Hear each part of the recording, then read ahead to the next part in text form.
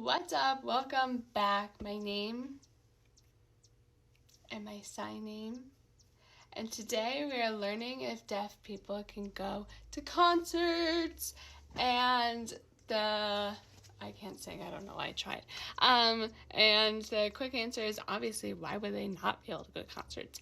Yes, they are deaf, but there's also different ways and different levels of deafness. A lot of deaf people love music. Why not? Taylor Swift.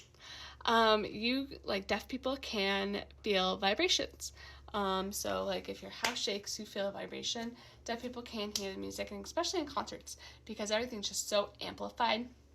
Deaf people can hear vibrations. Also, there's also ranges of deafness. Sometimes if you wear a cochlear implant, not all deaf people do, it helps them hear a little bit. But yeah, obviously deaf people can go and enjoy concerts.